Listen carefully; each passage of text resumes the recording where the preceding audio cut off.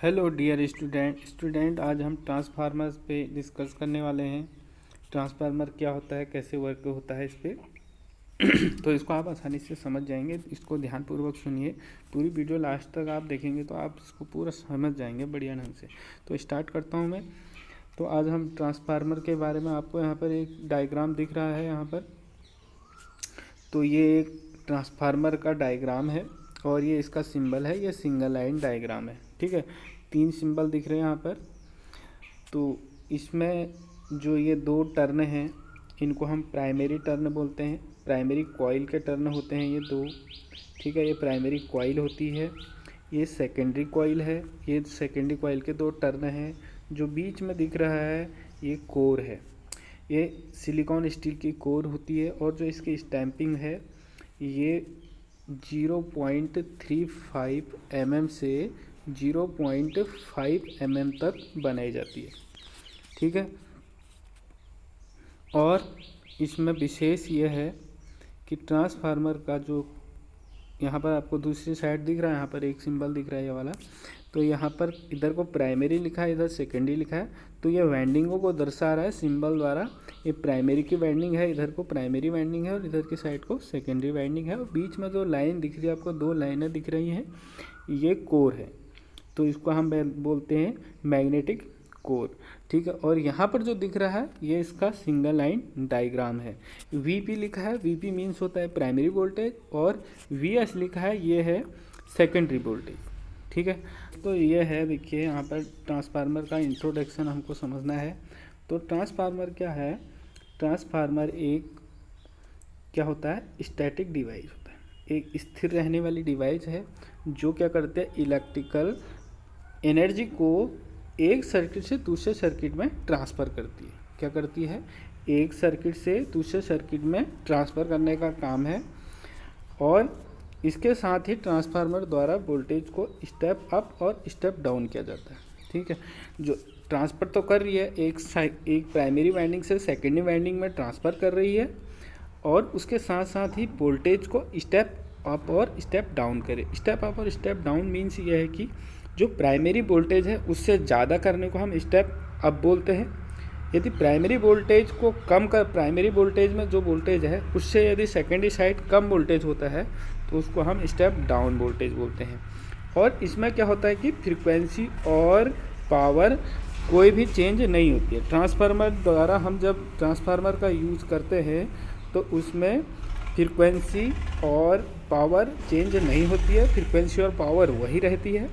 Transformer केवल जो change करने का काम कर रहा है वो पावर को एक सर्किट से दूसरे सर्किट में, और चेंज क्या कर रहा है, वोल्टेज को स्टेप अप और स्टेप डाउन।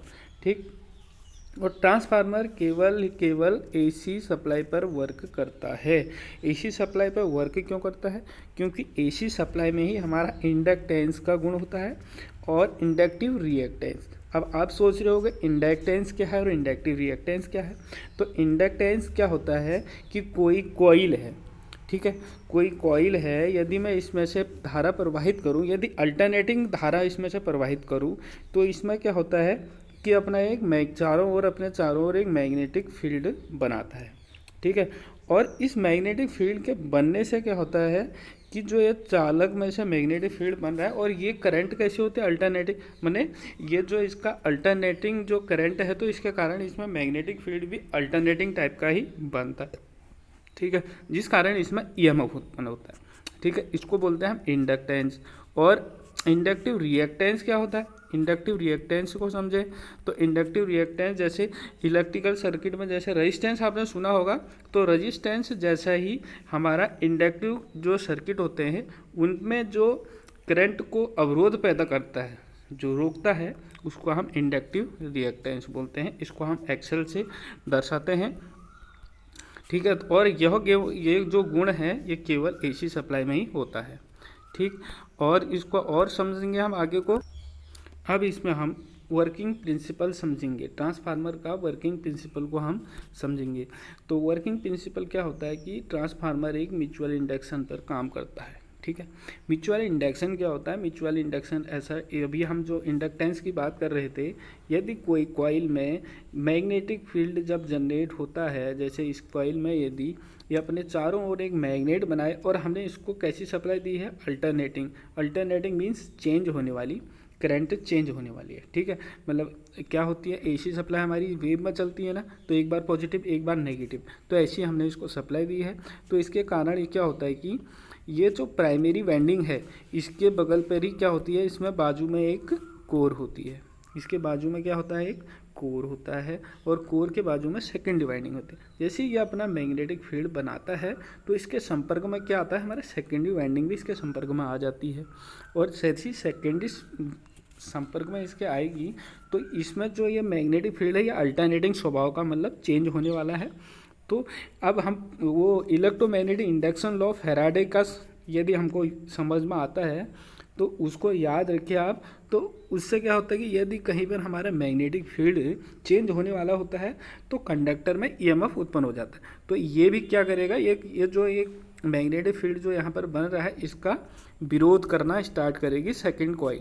जो सेकंड कॉइल है वो क्या करेगी, जो यहाँ पर सेकंड कॉइल है ये जो इसमें उत्पन्न हो रहा है ये इसका विरोध करेगा, क्योंकि ये बार बार एक जो मैग्नेटिक फ्लक्स बन रहा है वो एक बार तो क्लॉकवाइज आएगा और एक बार अल्टरनेटिंग टाइप का है तो एक बार एंटी क्लॉक चलेगा। तो जिस कारण ये कॉइल क्या करेगी, ये जो अल्टरनेटिंग इसमें मैग्नेटिक फील्ड बन रहा है इसका विरोध करना स्टार्ट करेगी, और विरोध करने के कारण क्या होगा, इस कॉइल में ईएमएफ हमारा जनरेट हो जाएगा, ठीक है। अब इसको समझते हैं, आगे को समझते हैं। देखो अब हम जो हमारा ट्रांसफार्मर है वो म्यूचुअल इंडक्शन पे काम करता है। म्यूचुअल इंडक्शन मीन्स सेपरेट, मतलब एक सर्किट ये है और बीच में कोर है और सेकेंडरी साइड ये कोर है, ठीक है। तो इस कोर में उत्पन्न तो हो रहा है लेकिन ये बिना इसके टच हुए सेकेंडरी साइड भी उत्पन्न हो जा रहा है, तो इसको हम बोलते हैं म्यूचुअल इंडक्शन। इंडक्शन मीन्स मतलब जो करंट का परिवर्तन है उसके कारण ईएमएफ उत्पन्न होने को हम इंडक्शन बोलते हैं, और उसके कारण सेकेंडरी में भी ईएमएफ उत्पन्न हो रहा है तो उसको म्यूचुअल इंडक्शन बोलते हैं। मतलब म्यूचुअल मतलब सेपरेट, ठीक है, अन्योन प्रेरण बोलते हैं हिंदी में। अब इसको हम समझें तो यहाँ लिखा हुआ है, देखिए, जब प्राइमरी वाइंडिंग को एसी सप्लाई से जोड़ा जाता है तो इस वाइंडिंग में एक अल्टरनेटिंग स्वभाव का मैग्नेटिक फील्ड उत्पन्न हो जाता है, ठीक है। कैसा? अल्टरनेटिंग टाइप का। अल्टरनेटिंग माने एक बार क्लॉकवाइज चलेगा और एक बार एंटी क्लॉक चलेगा, ठीक है। मतलब रोटेटिंग मान सकते हो आप। रोटेटिंग मतलब एकदम घूमने वाला नहीं, लेकिन उसको हम देखें तो बहुत स्पीड से घूमेगा तो लगेगा कि हाँ घूमने वाला ही है, तो मान के चलो कि घूमने वाला ही वहाँ पर एक अल्टरनेटिंग टाइप का मैग्नेटिक फील्ड जनरेट हो जाता है, तो जिस कारण उसमें ईएमएफ उत्पन्न होता है, ठीक। तो उत्पन्न हो जाता है जिसके प्रभाव से सेकेंडरी वाइंडिंग, अब सेकेंडरी वाइंडिंग उसके बाजू में रहती है तो उसमें क्या होता है, ईएमएफ उत्पन्न हो जाता है, ठीक है।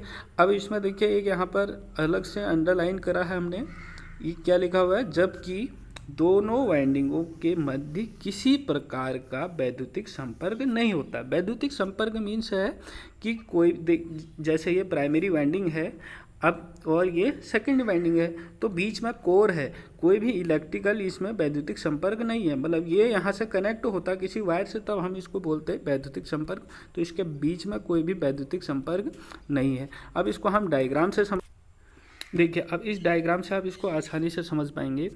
देखिए अब इसमें मैं इधर मेरी प्राइमरी साइड है, मतलब जो पहले जिसको हम सोर्स से कनेक्ट करते हैं, जहाँ पर मतलब मैं एसी सोर्स से इसको कनेक्ट करूँगा वो मेरा प्राइमरी वाइंडिंग कहलाएगा, और जहाँ मैं लोड दूंगा जिस साइड वो मेरा सेकेंडरी वाइंडिंग कहलाएगा, ठीक है। और ये नहीं है कि प्राइमरी कौन सा है सेकेंडरी है, ऐसा कुछ इसमें नहीं रहता है। जिधर साइड को आप सप्लाई दे रहे हैं वो प्राइमरी है और जिधर साइड से आप लोड ले रहे हैं वो सेकेंडरी वाइंडिंग है, ठीक है। तो आप इस डायग्राम को समझते हैं। देखिए इस डायग्राम में आपको दिख रहा है कि एक वाइंडिंग यहाँ पर है, ये इसका एक टर्मिनल ये है, एक टर्मिनल ये है, ठीक है। ये वाइंडिंग पूरी एक कोर है, हमारे यहाँ पर एक कोर है। ये क्या कर रहा है, यहाँ पर लिखा हुआ देखो मैग्नेटिक फ्लक्स, इसमें उत्पन्न हो रहा है मैग्नेटिक फ्लक्स। ये जब मैं इसको एसी वोल्टेज देता हूँ तो ये क्या होता है, इसमें क्या होगा, ये मैग्नेटिक फ्लक्स बनाएगा, ठीक है। और ये कोर जो यहाँ पर यूज की गई है, कोर का काम है कि मैग्नेटिक फ्लक्स को प्राइमरी वाइंडिंग में जितनी मैग्नेटिक फ्लक्स बनी हुई हैं उनको सेकेंडरी के पास पहुँचाना, ठीक है। और वो मैग्नेटिक फ्लक्स किस टाइप की हैं, मैग्नेटिक फ्लक्स तो हमारी है अल्टरनेटिंग टाइप की, ठीक है, मतलब अब रोटेटिंग मान सकते हैं, तो वो किस टाइप की है, अल्टरनेटिंग टाइप की। तो अल्टरनेटिंग टाइप की है तो ये भी क्या होगा, इसके संपर्क में सेकेंडरी वाइंडिंग। आगे हम स्टार्टिंग में ही समझ रहे थे कि एक वाइंडिंग के संपर्क में यदि दूसरी आती है वाइंडिंग, संपर्क में मतलब उससे टच नहीं है, थोड़ी सेपरेट दूर है, तो ये फ्लक्सों के कारण संपर्क में आ रही है। जो इसमें फ्लक्स उत्पन्न हो रहे हैं इनके कारण क्या हो रहा है, इसके संपर्क में आ रही है। और ये फ्लक्स कौन पहुंचा रहा है इसको, ये कोर इसको यहाँ पहुंचाने का काम कर रही है। तो और ये किस टाइप के हैं, जो मैग्नेटिक फ्लक्स है ये अल्टरनेटिंग टाइप का है। तो अल्टरनेटिंग टाइप का यदि कोई मैग्नेटिक फ्लक्स है तो उसके संपर्क में यदि कोई कंडक्टर आता है तो उसमें ईएमएफ जनरेट होता है, ठीक है। ये फैराडे का इलेक्ट्रोमैग्नेटिक इंडक्शन लॉ है। तो इसमें भी क्या होता है, हमारा ईएमएफ जनरेट होने लगता है। तो अब इसमें हम देखिए, इसमें कुछ इंडिकेशन किया गया है। यहाँ पर देखिए आईपी लिखा हुआ, आईपी माने प्राइमरी करंट, आई करंट को इंडिकेट करते हैं, और पी है प्राइमरी के लिए, और यहाँ पर वीपी लिखा है मतलब प्राइमरी वोल्टेज, और इधर ये कोर लिखा हुआ है, ये मैग्नेटिक फ्लक्स है, ठीक है। मैग्नेटिक फ्लक्स मतलब चुंबकीय क्षेत्र है, चुंबकीय क्षेत्र कोर, और ये आयरन कोर है, ये सिलिकॉन स्टील की बनाई जाती है। और इसमें जो स्टैंपिंग होती है मैं स्टार्टिंग में बता चुका हूँ, 0.535 से 0.5 mm की होती है स्टैंपिंग जो यूज करी जाती है। और ये हमारा कोर टाइप का है, ये सेल टाइप का होता है, तो उसमें ई और आई टाइप के स्टैंपिंग यूज की जाती है, ठीक है। तो इसको आप समझ गए होंगे। और इसमें देखिए यहाँ पर एन पी लिखा हुआ है, ये एन एस लिखा है। एन मीन्स होता है टर्न, जो ये टर्न इसमें कितने यूज किए गए हैं, ठीक है। ये प्राइमरी के टर्न है एन पी, और एन एस सेकेंडरी के टर्न है। और इधर एक यहाँ पर ये एन एस है, एन एस को आप जानिए, एन एस। तो एक यहाँ पर देखिए एन एस मीन्स हो गया यहाँ पर, एन एस क्या है, एन एस यहाँ पर है एक सेकेंडरी वाइंडिंग के टर्नों की संख्या, ठीक है। और क्या है यहाँ पर, ये आई एस है, आई एस सेकेंडरी करंट, और वी एस सेकेंडरी वोल्टेज, ठीक है। इधर हमने लोड कनेक्ट किया है इस पर, तो ये इसका वर्किंग ट्रांसफार्मर ऐसे यहाँ पर वर्क करता है, ठीक है। और हमको और डिटेल में इसको समझना है, मैं आपको और डिटेल में इसको समझाता हूँ। अब देखिए यहाँ पर आपको एक डायग्राम दिख रहा है, ट्रांसफार्मर का ही डायग्राम है। देखो यहाँ पर मैं अल्टरनेटिंग करंट दिया है, वो भी एसी टाइप का। तो ये करंट जो चल रही है इसमें, तो यहाँ पर एक क्या बनाएगी, अपना एक मैग्नेटिक फील्ड बनाएगी, और ये कोर जो है, कोर की सहायता से यहाँ इसमें सेकेंडरी साइड में जाएगा। और सेकेंडरी साइड में भी वाइंडिंग यूज की गई है, वाइंडिंग बोले तो कंडक्टर यूज किया गया है। यदि कोई रोटेटिंग मैग्नेटिक फील्ड के अंदर कोई कंडक्टर को हम रखते हैं तो उसमें क्या होता है, ईएमएफ उत्पन्न होता है। क्यों होता है, क्योंकि वो मैग्नेटिक फ्लक्स को कट करता है, तो जिस कारण उसमें क्या हो जाता है, ईएमएफ उत्पन्न हो जाता है, ठीक है। तो जिस कारण क्या होगा, उसमें ईएमएफ जब उत्पन्न होगा तो उसमें क्या होगी, करंट भी उत्पन्न होगी। तो करंट जो उत्पन्न होगी उससे क्या होगा, हम वर्क कर सकते हैं, उससे क्या होगा, हमारा ईएमएफ के साथ साथ एक करंट भी उत्पन्न होगी, जिसको हम बोलते हैं ईएमएफ। ईएमएफ बोले तो इलेक्ट्रोमोटिव फोर्स, ठीक। अब इसको समझे आप। एक मैं आपको और बड़ी, हम बात कर रहे हैं कि ईएमएफ जनरेट कैसे हो रहा है। तो ईएमएफ जनरेट हो रहा है, देखिए यहाँ पर एक इधर ये मैग्नेट है, इधर मैग्नेट यूज किया गया है, एक एन है और एक एस मैग्नेट है। और एन से एस की ओर क्या होता है, फ्लक्स एन से एस की ओर को चलते हैं, और बीच में एक इसमें कंडक्टर यूज किया गया, ठीक है।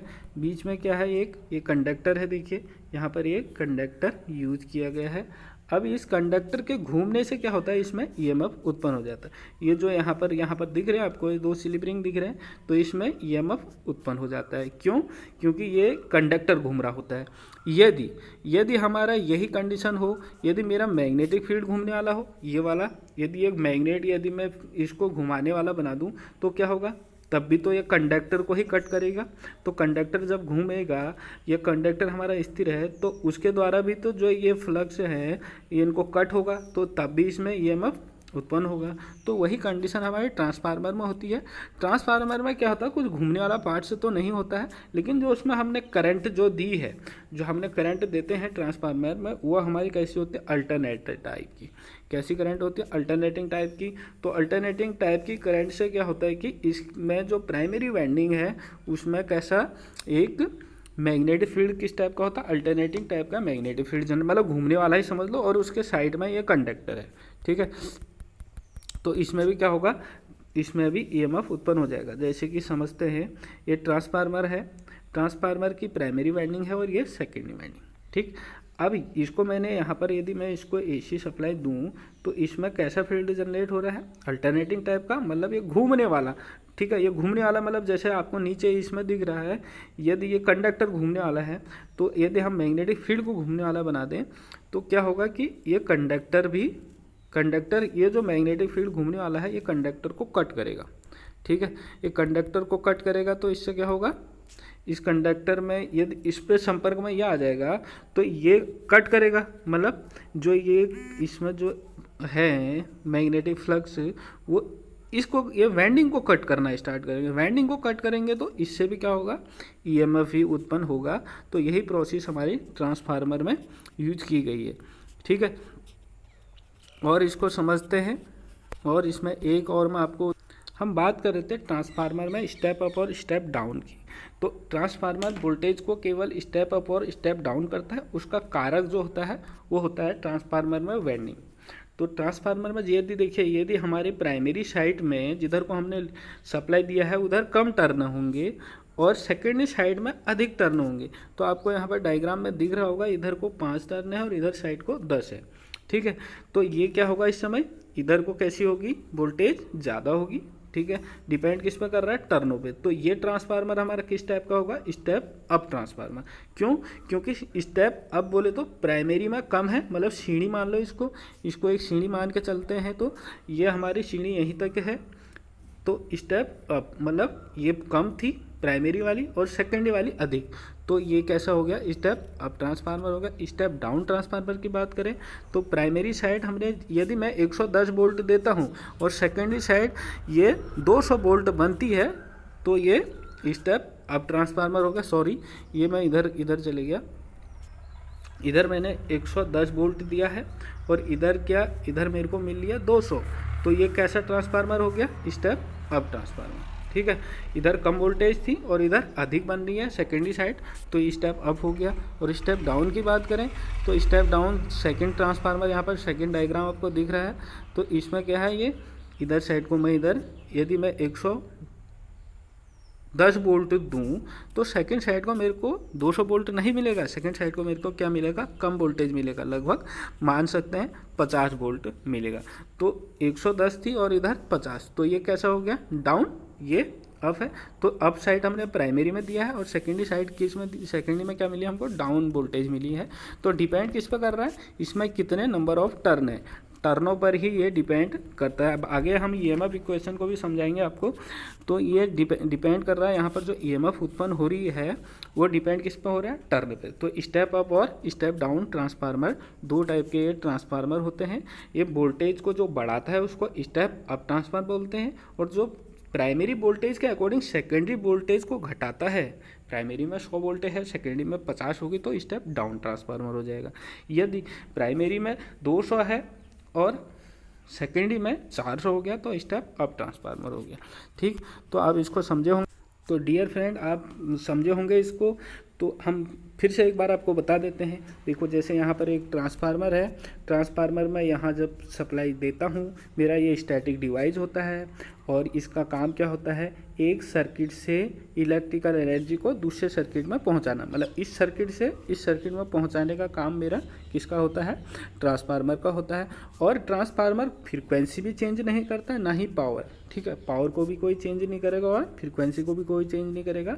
चेंज क्या होगी इसमें, केवल ये वोल्टेज चेंज होगी, ठीक है। और वोल्टेज यहाँ यदि अधिक है और इधर टर्न कम है तो इधर कम वोल्टेज बनेगा। यदि इधर कम टर्न है, इधर अधिक वोल्टेज, इधर अधिक टर्न है तो इधर वोल्टेज अधिक बनेगा, ठीक है। दो डिपेंड ये होता है।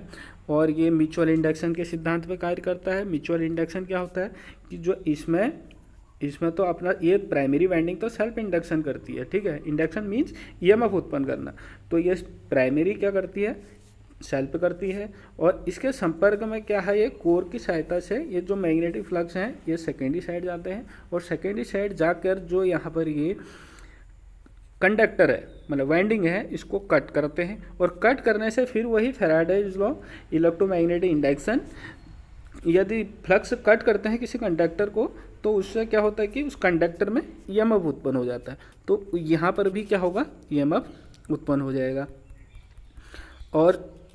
और इसको समझें तो अब इसमें और क्या समझा हमने, जैसे मैंने इसको प्राइमरी वाइंडिंग को एसी सप्लाई से संयोजित किया, कनेक्ट किया, तो इसमें क्या हुआ, ईएमएफ बना, मतलब इसमें एक सेल्फ इंडक्शन हुआ इसमें, और इसने क्या करा, मैग्नेटिक फ्लक्स बनाया अपने चारों ओर, और वो फ्लक्स को कोर की सहायता से सेकेंडरी साइड गए, और सेकेंडरी साइड में भी क्या हुआ, फ्लक्स बनना स्टार्ट हुआ, और उससे क्या हुआ कि ईएमएफ बन गई, और वो मेरे यूज हो गई। अब इसमें एक हम चीज़ बोल रहे हैं कि पावर चेंज नहीं होती है, तो इसको आज हम इसको नेक्स्ट वाली वीडियो में मैं आपको बताता हूँ। नेक्स्ट वीडियो में बताऊँगा कि पावर कैसे चेंज नहीं हो रही है, और वोल्टेज बढ़ रही है तो पावर कैसे चेंज नहीं हो रही है, इसको हम नेक्स्ट वीडियो में आपको बताते हैं। तो थैंक यू देखने के लिए, आपको धन्यवाद।